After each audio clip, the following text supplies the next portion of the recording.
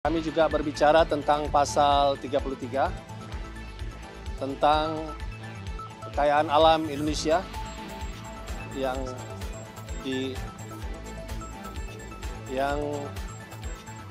dalam pasal tersebut bumi dan air dan kekayaan alam terkandung dalamnya dikuasai oleh negara dan dipergunakan sebesar-besar kemakmuran masyarakat. Bismillahirrahmanirrahim. Assalamualaikum warahmatullahi wabarakatuh. Terima kasih untuk seluruh teman-teman jurnalis pers yang hadir pada kesempatan sore hari ini. Kami bersilaturahmi pada Pak Presiden Prabowo bersama Ketua Majelis Syuro PKS. Saya sendiri Presiden Partai, ada Sekjen, ada Bendahara Umum, ada Ketua Fraksi dan KSP. Dalam rangka membicarakan berbagi pendapat tentang perkembangan bangsa dan negara.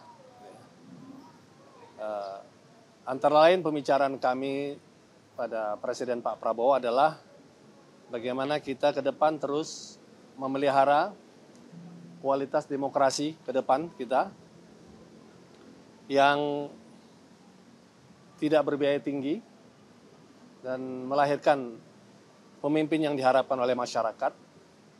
Itu pembicaraan kami.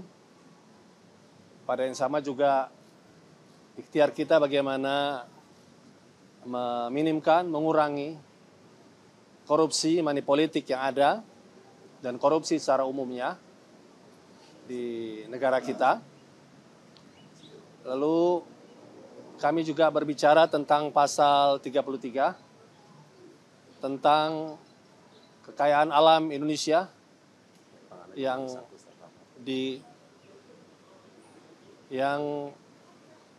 dalam pasal tersebut bumi dan air dan kekayaan alam terkandung dalamnya dikuasai oleh negara dan dipergunakan sebesar-besar kemakmuran masyarakat.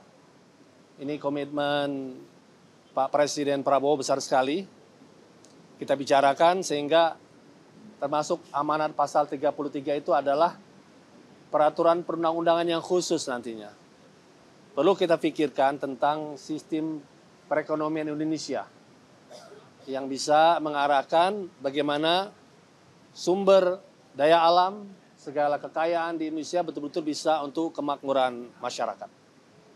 Yang ketiga juga kami bicara tentang Indonesia sebagai muslim terbesar dunia, kasus Palestina yang belum berakhir sampai saat ini, dan peran kita di OKI yang terus akan kita tingkatkan, yang selama ini kita belum pernah memimpin OKI sebagai sekjen atau minimal wakil sekjennya.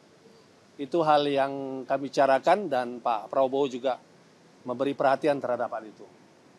Nah, itu isu-isu besar yang kami bicarakan tentang pendalamannya. Bagaimana itu tentang demokrasi yang berkualitas, pemberantasan korupsi, undang-undang sistem perekonomian nasional, itu hal-hal yang akan kita dalami oleh bidang kajian masing-masing partai atau oleh fraksi masing-masing di DPR dalam pembicaraan kita yang intensif nantinya di DPR. Ya.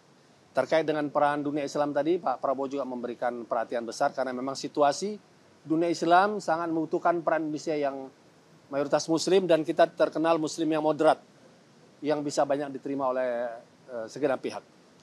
Saya kira itu inti pembicaraan kami, selebihnya tentu ya ramah tamah ya dan ya anjang sana sambil tentu kami sebagai fraksi di DPR sebagai partai politik ya memperkenalkan kepengurusan kami yang baru. Tapi tema besarnya adalah tema pembicaraan bukan tentang partai PKS atau Gerindra tapi tema-tema besar nasional yang kita sepakati akan didalami oleh partai masing-masing dan fraksi masing-masing nanti di DPR-nya. Saya kira itu teman-teman semua, tim media yang bisa kami sampaikan.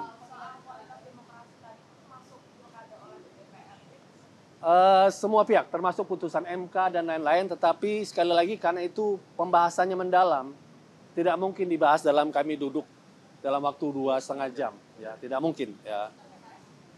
Ya, kami akan sampaikan nanti pada saatnya, karena kami di Balak juga ada, di DPP juga ada kajian, nanti selengkapnya tidak mungkin kami sampaikan pada saat ini. Dan kami juga ada musyawarah Majelis Syuro Munas, yang itu poin-poin itu akan kami sampaikan di publik pada saat Munas, mungkin pada bulan September, yang kami juga mengundang Pak Prabowo ya sebagai pimpinan pemerintahan, pimpinan negara, kami undang untuk hadir pada Munas kami kurang lebih pada akhir September nanti. Poin-poin besar tadi salah satunya adalah akan menjadi hasil kajian dalam Munas kami tadi. Saya kira pembicaraan kita di sini lebih, kabinet sudah berjalan, kami lebih kepada isu-isu besar tadi. Oke ya, cukup ya? Pembicaraan kami tadi pada isu-isu yang saya sampaikan tadi. Ya, tapi kami sangat mendukung bagaimana kebijakan beliau terhadap persoalan koperasi, persoalan ketahanan pangan, sumber daya alam yang dipergunakan untuk sebesar-besar kemampuan rakyat, yang beliau sampaikan tadi, kekayaan Indonesia luar biasa besarnya. Mudah-mudahan di era Pak Prabowo ini bisa mengentaskan kemiskinan masyarakat. Saya kira itu teman-teman semua. Cukup ya. Assalamualaikum warahmatullahi wabarakatuh.